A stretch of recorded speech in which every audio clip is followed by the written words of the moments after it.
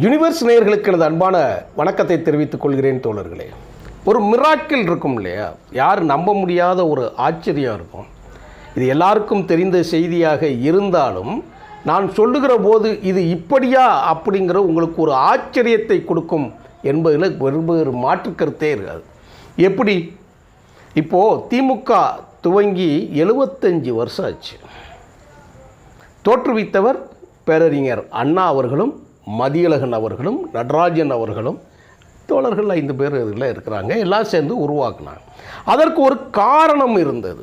ஆனால் எம்ஜிஆர் அவர்கள் கட்சி ஆரம்பித்து அவர் வாழ்ந்த காலம் எத்தனை வருஷம்? வெறும் 15 வருடங்கள் தான். 15 ஆண்டுகள் தான் அவர் கட்சியை துவங்கி அவருடைய வாழ்வு முற்று பெற்றது. எப்படி நடந்தது ஒரு செய்தியை நான் சொல்கிறேன். இது யாருக்கும் மொத்தமே 15 வருஷம்தாங்க. 1972 எம்ஜிஆர் கட்சியை விட்டு நீக்கப்படுகிறார், வெளியேற்றப்படுகிறார். அது மாதிரி தான் 93 வைகோ அவர்களுக்கும் நடந்தது. அப்படித்தான் கட்சியை விட்டு நீக்கிறாங்க. எம்ஜிஆர் வெளியே போகல, எம்ஜிஆர் புதிய கட்சியை துவங்கலை. தோழர்களே, நான் இந்த இடத்தில் ஒரு செய்தியை நான் சொல்லிடுறேன். நம்மைப் போல, என்னைப் போல அரசியல் வரலாறு படித்தவர்களுக்கு இது பழைய செய்தியாக இருக்கும். என்னுடைய நோக்கம் புதிய தலைமுறை தோழர்களுக்கு, ஜென்சிங்காங்க இல்லையா, இப்போ விஜய் பின்னாடி ஒரு கூட்டம் போதும் இல்லையா, மரத்துலேயும் கரண்ட் கம்பிலையும் தொங்கிக்கிட்டு, டிரான்ஸ்ஃபார்மில் தொங்கிக்கிட்டு, கத்திக்கிட்டு, அரசியல்னால் என்னன்னு தெரியாமல் இருக்காங்க இல்லையா, அவர்களில் சிலருக்கோ பலருக்கோ இந்த காணொலிகள் எல்லாம் போய் சேராதா அப்படிங்கிற நோக்கம்தானே தவிர பழையவர்களுக்கு கிடையாது. அதுதான் ரொம்ப முக்கியமான செய்தி. எம்ஜிஆருங்கிறது யார்? இன்றைக்கி நான் எம்ஜிஆரை பின்பற்றுறதே, நான் எம்ஜிஆர் மாதிரி வரப்போகிறேன், கருப்பு எம்ஜிஆர்னு சொல்லிட்டு ஒருத்தன் கூத்தாடியை சுற்றிட்டு வளைஞ்சிக்கிட்டு போனான் விஜயகாந்துங்கிற. அவர் மேலே, தனிப்பட்ட மனிதர் மேலேயே, வாழ்க்கை மேலேயே எனக்கு எந்த விதமான விருப்பு வெறுப்பெல்லாம் எனக்கு கிடையவே கிடையாது. ஆனால் விஜயகாந்தை போல அரசியல் புரோக்கர் வேலை பார்த்தவன் தமிழ்நாட்டில் எவனும் கிடையாது. அவனும் பொண்டாட்டிங்கிறது மரியாதை குறைவான வார்த்தையாக நான் பேசுவதாக நினைக்கலாம். விஜயகாந்த் அவர்களை எங்கள் பகுதியில் நானே சந்தித்தவன் தான். தமிழன் என்று சொல்லடா, தலை நிமிர்ந்து நில்லடா என்று சொல்லுகிற போதெல்லாம் நாங்கள்லாம் கைதட்டினவங்க தான். கலைஞருக்கு மதுரையில் தமுக்கம் மைதானத்தில் விழா எடுக்கிறதையெல்லாம் ரசித்து பார்த்தவர்கள் தான். பேனாவில் தங்கத்தில் பேனா கொடுக்கறதெல்லாம் ரசித்து பார்த்தவங்க தான். ஆனால் அதே விஜயகாந்த் தான் அன்னை மொழி காப்போம், அனைத்து மொழியும் கற்போம் அப்படின்னு. அனைத்து மொழியும் கற்போம்னா நீ யார்? அந்த சங்கிகளுக்கு சிங்கி ஊதுற வேலைகள் இந்த மாதிரி ஆளுகள்லாம் பார்த்துக்கிட்டான். நீயும் இவனும் எம்ஜிஆரும் ஒன்று கிடையாது. அதனால் எம்ஜிஆர் இடத்தில் விஜயகாந்துங்கிற கேரக்டரை வேணால் நீங்கள் வச்சுக்கலாமே தவிர பின்னாடி ஒரு திட்டத்தோடு இவனுகள் நடித்தார்கள் என்பதுதான் உண்மை. ஆனால் எம்ஜிஆர் அப்படி கிடையாது. பேரறிஞர் அண்ணா அவர்களுக்காக தன்னுடைய சொத்துக்களை எல்லாம், தன்னுடைய திரைப்படங்களில் எல்லாம் தன்னை அவர் வளர்த்ததில்லை. தான் சார்ந்த கட்சியையும், தான் ஏற்றுக்கொண்ட தலைவரையும், தான் கொண்ட கொள்கையும் முழுக்க முழுக்க முழுக்க முழுக்க பேசியவர். எம்ஜிஆரோட கால் தூசிக்கு எவனும் பெறமாட்டான். விஜயகாந்தாக இருந்தாலும் சரி, இப்போ இருக்கிற விஜயா இருந்தாலும் சரி. அதுக்குத்தான் நான் சொல்ல வரேன். அப்படிப்பட்ட எம்ஜிஆரை 72 தூக்கி வெளியில் போடுறாங்க. அவர் மொத்தம் அதுக்கு பிறகு எவ்வளவு நாள் வச்சுருப்பாங்கன்னு நீங்கள் யோசிச்சு பாருங்கள். 72, 82, 10 வருஷம் ஆச்சா? 72 to 82, 82, 5, 87, 87 இறந்துடுறாங்க. மொத்தமே 15 வருட வாழ்க்கை தான் அரசியலில் அவர் தனி இயக்கம் கண்டு. இந்த 15 ஆண்டுகளுக்குள் தான் ஒரு கட்சியை அவர் கட்டமைக்கிறார், மக்களே கட்டமைக்கிறாங்க. அதில் தான் இடைத்தேர்தலில் தனியாக நின்று ஒரு அழியா சின்னத்தை ஒன்றை மாயத்தேவர் மூலமாக உருவாக்குகிறார்கள். கோயம்புத்தூர் இடைத்தேர்தலில் வெற்றி பெறுறாங்க. பாண்டிச்சேரியில் ஆட்சியவே பிடிக்கிறாங்க. ஒரே வருஷத்தில் இது நடக்கு. 2-3 வருஷத்துக்குள்ளே ஆட்சி பாண்டிச்சேரியில் முடிச்சாச்சு.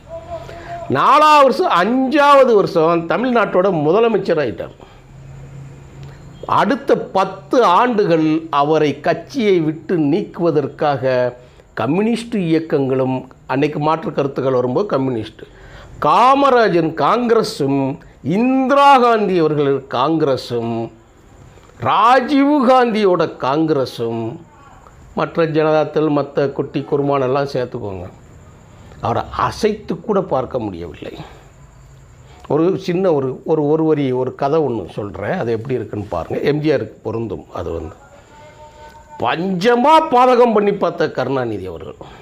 நாங்கள்லாம் அப்போ திமுக தானே, வாழ்க தமிழ் வாழ்க தமிழ், எம்ஜிஆர் மலையாளி அப்படின்னு சொல்லி சுவர்களில் விளம்பரம் எழுதி கோஷம் போட்டு நாங்களும் அப்படி தமிழ் உணர்வில் தமிழர்களாய் இருந்தவர்கள் தான். ஆனால் என்றைக்கு வைகோ அவர்களுக்கு ஒரு தீங்கு ஏற்படுகிற பொழுது அதற்கு காரணமாக உலகத் தமிழர்களின் ஒப்பற்ற ஒரு தலைவர் மேதகு அவர்களை சொல்லி குற்றம் சாட்டினார்களோ, இவர் தமிழினத் தலைவர்கள் நாங்கள்லாம் தூக்குப்பையில் ஓட்டோம். அப்போ எம்ஜிஆருக்கு என்ன நடந்திருக்கோம் அப்படிங்கிறத நாங்கள் நினைக்க பார்க்க வந்தோம். ஆனால் அப்படியும் நாங்கள் வருகிற பொழுது ஜெயலலிதா அவர்கள் ஆட்சியில் இருந்ததுனால எம்ஜிஆர் மறைந்து ஜெயலலிதாவோட அந்த அதிகார திமிரு தான் எங்களுக்கு இருந்ததுனால பெரிய விஷயம் இல்லை. ஆனால் எங்களை பக்குவப்படுத்தவர் எம்ஜிஆரும் திராவிட இயக்கத்தின் பிதாமகர்களாகவும் திராவிட இயக்கத்தோட அடிக்கற்களின் அடிநாதமாகவும் இருந்து ஒரு இன எழுச்சிக்கு உதவியாக இருந்தார் என்று சொல்லி தான் எங்களெல்லாம் பக்குவப்படுத்தினோம். நாங்கள் அப்படித்தான், நான் அப்படித்தான் வந்தேன், என்னை போல இருக்கிறவர்களும் அப்படித்தான் வந்தார். அதுக்காக நாங்கள் இன்றைக்கி ஏடிஎம்கேல நாங்கள் கிடையாது. எம்ஜிஆரை நக்கலும் கேலியும் புறக்கணிப்பும் அவமதிப்பும் செய்கிற நேரத்தில் தான் தந்தை பெரியாருக்கு அடுத்து பேரறிஞர் அண்ணாவிற்கு அடுத்து என் பெயர், அதாவது அவர் பெயர் கொண்ட மதியழகன், அன்பழகன், நெடுஞ்செழியன் அவர்கள் வரிசையில் தான் எம்ஜிஆர், நடிகர் எஸ்எஸ்ஆர் அவர்கள்லாம் வரிசையில் தான் கலைஞர் கருணாநிதிங்கிற பேரும் கடந்து செல்லும். ஒரு இடத்துல நீங்கள் ஆக்குப்பைட் பண்ணிக்கிட்டீங்க. தந்தை பெரியாரை ஒரு சைடும் எம்ஜிஆர் அவர்கள் மூலமாக நீங்கள் ஆட்சியை கைப்பற்றி கலைஞர் 50 ஆண்டுகள் ஒரு கட்சியின் தலைவராக இருந்து கூட எம்ஜிஆர் உருவாக்கிய அந்த கட்சி ஆட்சியில் நடந்ததை அதை இன்னும் ரிப்பீட் பண்ண முடியல. அதுதான் அதிசய செய்தி. வெறும் 15 ஆண்டுகள், 10 வருஷம் முதலமைச்சர், அவர் உருவாக்கிய கட்சி அதுக்கு பிறகு ஆண்டு இருக்கு இல்லையா, தமிழ்நாட்டு அதிக ஆண்டுகள் இன்றைக்கு வரைக்கும் அவங்க தான் ரெக்கார்ட் பிரேக் உண்டான வச்சிருக்கு. இதற்கு விதை போட்டது அவர் வாழ்ந்து மறைந்தது 15 வருஷம்தான்.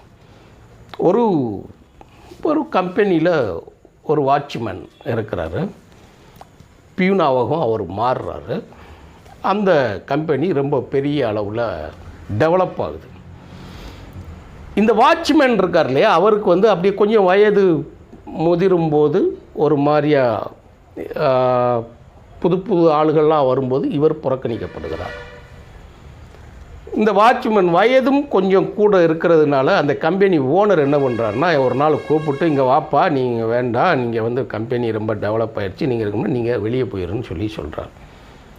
அப்போ அவருக்கு தெரியாது, ஐயா என்னை வெளியே ஏற்றுறீங்களே, நான் எங்கே போவேன், உங்களை நம்பி இருந்தேன், என் பிள்ளைய கல்யாண செலவு நடக்கிற நேரத்தில் இப்படி என்னை பண்ணிட்டேன், நான் எந்த இடத்துல போய் வேலைக்கு செய்வேன், தயவு செய்து என்னை வேலையை விட்டு நீக்காதீங்கன்னு சொல்லி அவர் கெஞ்சுறார். ஆனால் ஒரு ஆள் மூலமாக ஒரு செட்டில்மெண்ட் கொடுத்து வெளியே அனுப்பி எடுத்து விட்டுட்டாங்க. இவருக்கு என்ன செய்கிறதுனே தோணலை வாட்ச்மேன்.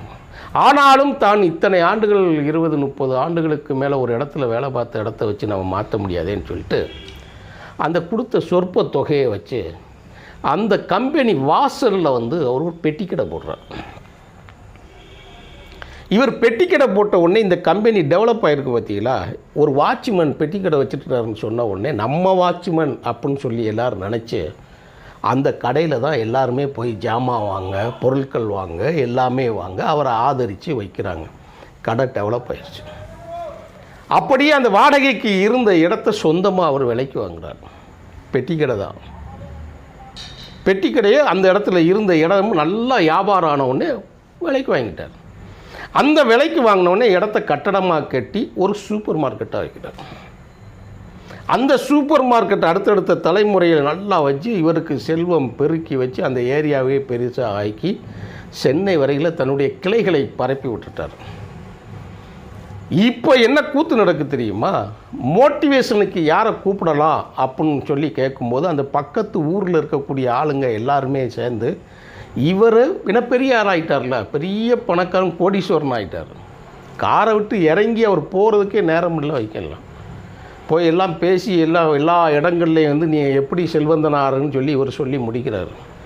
சொல்லி முடிச்சுட்டு வரும்போது அவர் சொன்ன கேள்வி என்ன தெரியுமா? படிக்காமல் இருக்கும்போதே நீங்கள் இவ்வளவு பெரிய ஒரு சாம்ராஜ்யத்தை கட்டியமைத்திருக்கிறீர்கள் என்றால் நீங்கள் மட்டும் படித்திருந்தால் நீங்கள் என்ன நிலைமையில் இருப்பீங்கன்னு சொல்லி கேட்டாங்க. அப்போ இவர் சொன்னார், நான் கொஞ்சம் படித்திருந்தால், அதோ தெரியுதுல ஒரு கம்பெனி, அந்த கம்பெனியில் வாட்ச்மேனாக இருந்திருப்பேன்னாரு. ஏன்னா நான் வாட்ச்மேனாகத்தான் இருந்தேன். எனக்கு எழுத படிக்க தெரியவில்லை என்ற ஒரே காரணத்திற்காக அந்த கம்பெனி டெவலப் ஆகுதுன்னு தெரிஞ்ச உடனே என்னை தூக்கி புறக்கணித்து விட்டார்கள். ஆகையினால் நான் அந்த இடத்துல வாட்ச்மேனாக தான் இருந்திருப்பேன். எழுத படிக்க தெரியாது என்று தெரிந்த முழு காரணத்தினால்தான் நான் இப்பொழுது உங்களுக்கு பாடம் எடுக்கக்கூடிய இடத்திற்கு நான் வந்திருக்கிறேன் என்று அவர் சொல்லி முடிச்சார்னா, அப்போ நீங்கள் அந்த நிலைமையை யோசிச்சு பாருங்க. இதுதான் நடந்தது தோழர்களே. இதே மாதிரி தான் எம்ஜிஆர் அவர்களுக்கு நடந்தது. 72 எம்ஜிஆரை புறக்கணித்து வெளியே தூக்கி எறியாவிட்டால் அவர் ஒரு சாதாரண பொறுப்பில் இருந்து தன் வாழ்நாளை கழித்திருப்பார். ஆனால் இந்த வாழ்க்கை அவருக்கு ஒரு தலைவராகவோ, ஒரு கட்சியின் நிறுவன தலைவராகவோ, தமிழ்நாட்டின் அதிகாரமிக்க ஒரு பதவியில் இருந்தோ இன்று வரை அவர் மக்கள் மனதில் வாழ்வார் என்று நினைத்து கூட பார்க்க முடியாது. அந்த 15 ஆண்டுகள் தான் தமிழ்நாட்டின் பொற்கால ஆட்சியாக நடந்து முடிந்தது என்று தமிழர்கள் இன்று வரை தலையில் தூக்கி கொண்டாடுகிறார் தோழர்களே. நன்றி, வணக்கம் தோழர்களே.